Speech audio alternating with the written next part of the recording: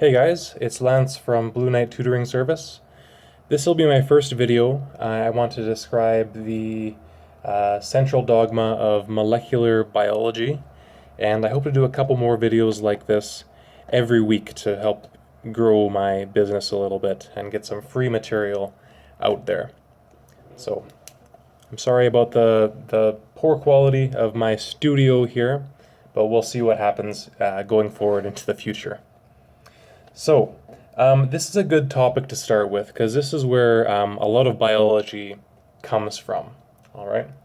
So, you've probably heard of the central dogma of molecular biology as being DNA goes to RNA goes to protein, right?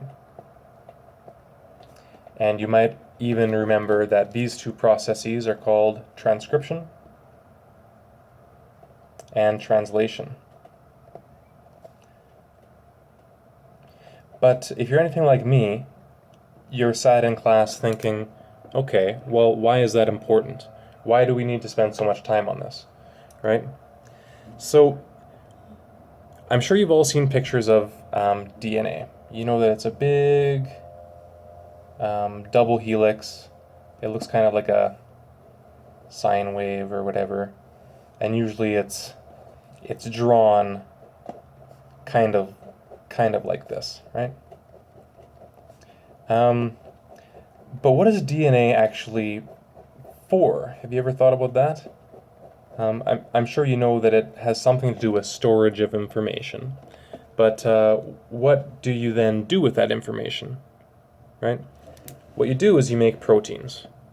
And proteins aren't just something that you get a lot of when you eat a steak or a tofu or something like that. Proteins are the machines that run around your cell and do all of the work, all right? If there's anything happening inside a cell, whether it's a chemical reaction usually, or sugar getting moved across a membrane, or even things moving around within a cell, usually it's a protein that's doing it. They're literally little machines, all right? They run around, they do everything. There's many, many thousands of different proteins, each of which has a different job to do, all right? So that's what DNA does. DNA holds all the instructions for making all the proteins, which make all the functions of your bodies at the cellular level possible. All right. So, and that's the only thing that DNA does, by the way. That's all it does, is just instructions for making proteins. So how do we get from DNA to protein? Well, there's actually a few steps. And not just these two steps, I'm going to throw in an extra step in there that I think is worth thinking about. So when you look at your DNA, it doesn't just look like this. Usually, well, maybe not usually, but often you see it condensed down into chromosomes. And you'll often see chromosomes drawn as like little Cheetos. They look like little Cheetos, these little bent circular things. And what this is just an ultra condensed version of this double helix.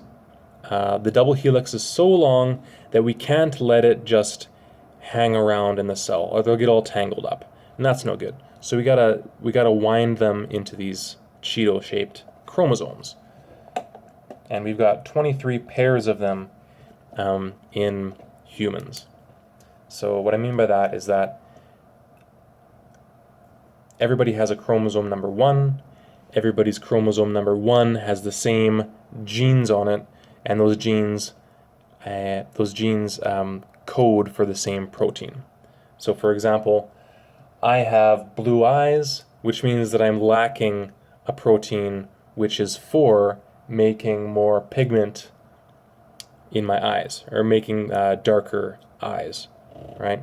So I have the same gene as everybody else on chromosome number 1 or wherever it is, but my gene says don't produce pigment, where somebody else's gene might say make sure you produce pigment so we have nice brown eyes, right? So everybody's has the same genes on chromosome 1, and then on chromosome number 5 or something like that, you might have several genes that contribute to how tall you are in your adulthood, or whether or not you have detached earlobes or webbed toes or something like that. They're all just different genes on different chromosomes. But everybody has the same sequence of genes on their chromosomes as everybody else. They just have a different version of the gene which gives different traits. All right? So anyway, getting back to this, going from DNA to RNA.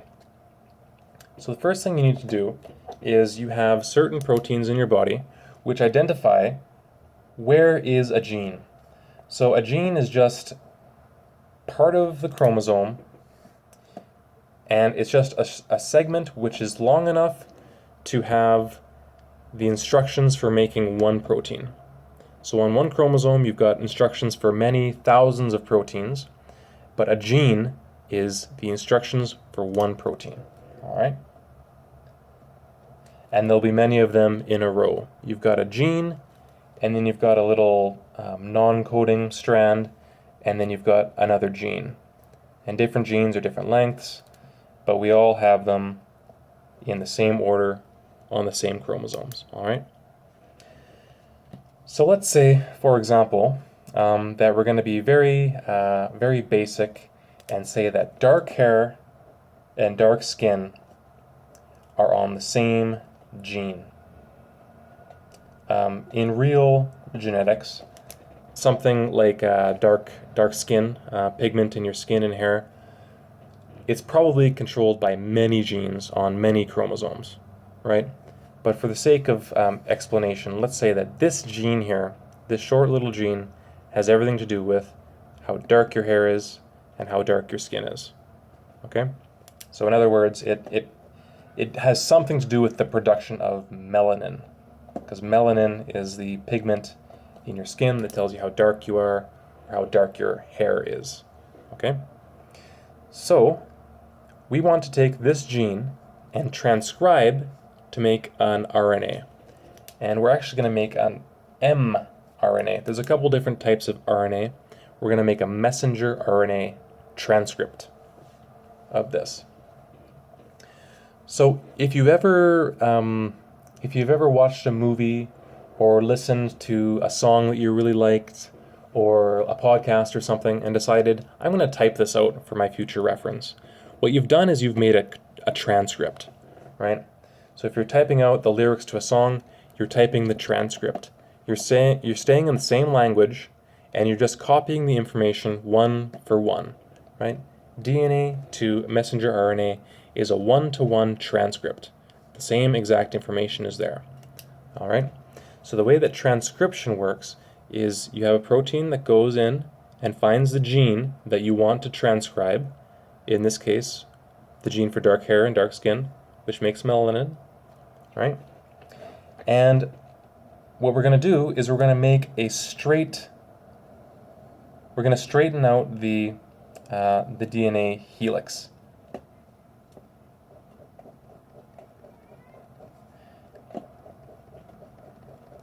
So this is now the gene that we're looking for. We're not going to straighten out the entire double helix all the way down the chromosome. We're just going to do a small little area like this, big enough that we can work with it, and then we'll fix it afterwards. All right. So there's a set of proteins that go in. They straighten out this DNA into a double-stranded flat piece of DNA, which looks like a zipper, right?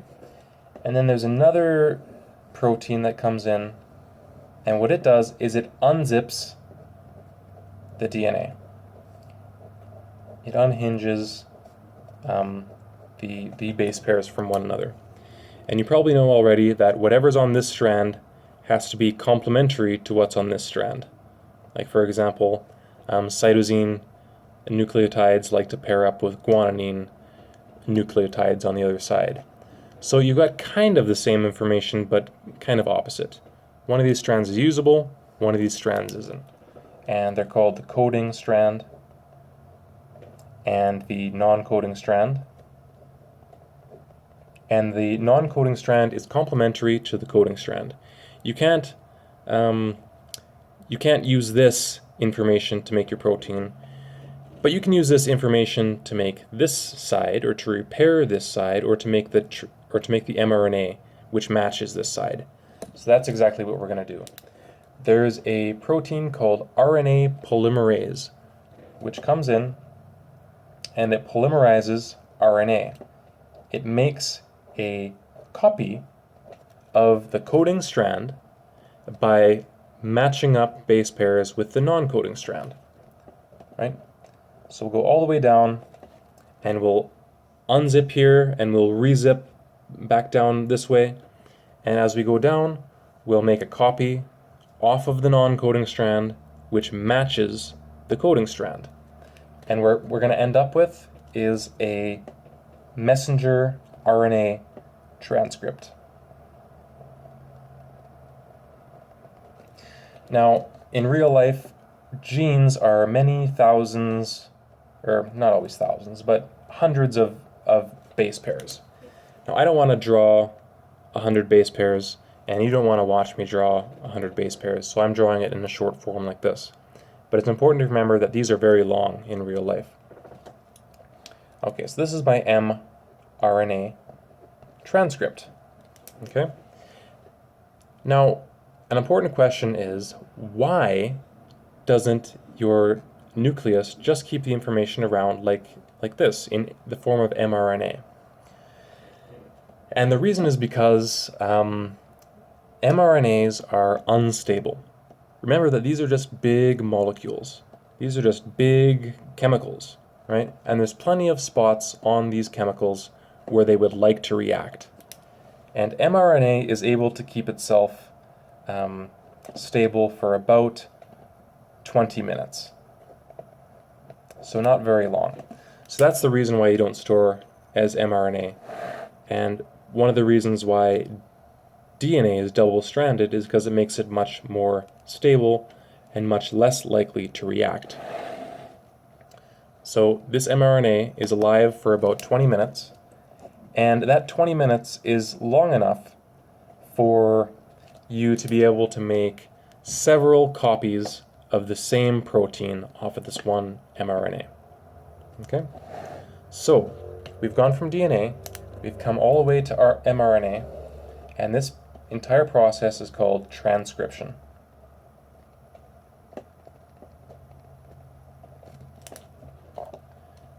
Now, we've got this mRNA, and we're going to do a process called translation to go from mRNA to the protein, right? And the reason why it's called translation is because we're changing the language from the language of DNA and RNA, from the language of nucleotides, to the language of polypeptides and proteins, which is the language of amino acids, right? So now that we have this beautiful mRNA, which lasts for a little while, long enough for us to use it, we're going to need a protein which is called a ribosome. Now, a ribosome is actually a protein complex, which means that there's more than one protein working together to make it work, right? There's a large subunit and a small subunit, and in between the subunits, we can insert this beautiful mRNA transcript that we made. All right. Now, what the ribosome does is it takes this mRNA and it converts the information into amino acids, right? Now, every 3 nucleotides on the mRNA codes for 1 amino acid. So there's a couple words for this. We can call the 3 nucleotides a triplet, or we can call the 3 amino acids, or I'm sorry, the 3 nucleotides a codon, right? They're called triplets because they come in 3s. They're called codons because they code for 1 amino acid, right? So for example, let's say that we have these 3 nucleotides code for a methionine, these 3 code for an alanine, these 3 code for a leucine, these 3 code for, I don't know, a tryptophan or something like that. So they just go on and on and on and on. We'll get a long chain of amino acids, by translating this mRNA, right? And as this mRNA passes through the ribosome, we're going to get an emerging polypeptide from the back end of the ribosome, and these amino acids are going to be methionine, alanine, leucine, what did I say, tryptophan, and it's going to keep going until the end of the mRNA transcript, at which point the ribosome is going to pop off of this. It'll let this go. Maybe another ribosome will come and make another polypeptide. And as this comes off, so will this polypeptide come off, right? And in real life, the polypeptide will be maybe 100 amino acids long or something like that. But ours is, I don't know, 10 or something like that, just because it's easy to draw. Now we have this polypeptide. We've translated the information from the information being in nucleic acid form to being in polypeptide form, right? And there's one last step, which is to fold this polypeptide into a protein. Now, remember I said that proteins are the machines that do all the work in the cell. So there's all kinds of different proteins, and some of them catalyze chemical reactions. Some of them are important in transport of nutrients across the cell membrane. Some of them are important for the release of neurotransmitters. Some of them are important just for scaffolding. They're just there for structural support. There's all kinds of different proteins. They do all the work in all of your cells. And the process of going from polypeptide to a protein is called protein folding. Now, protein folding happens automatically, usually. Some of these polypeptides have charged groups on them. Some of them have acidic groups or basic groups on them. So it's kind of like a string of those spherical magnets. They will automatically fold into a certain shape, right? The only difference is that the polypeptide will always fold into the correct shape, which is called a protein. Now remember, the gene we started with was for coding a protein which is important for hair color and skin color. And that protein, we decided, produces or helps to produce melanin, right? So when we come down here, we know that we coded a protein which is important for dark hair and dark skin, and it helps to catalyze the production of melanin. And proteins which help to move along chemical reactions are always called enzymes. Okay, so an enzyme is just a protein who is also kind of a alchemist, right? An enzyme is just a protein that helps to make some kind of a chemical. All right, and I think that is where I will end this lesson. I hope that this was helpful to you, or it helped you to see what kind of a tutor I am. And I'll try to get some more videos on a little bit later. Let me know if there's any videos in particular that you'd like to see. And if you're interested in my services, I can be reached at the contact information is on the Contact Us page. Thank you very much. I'll see you next time.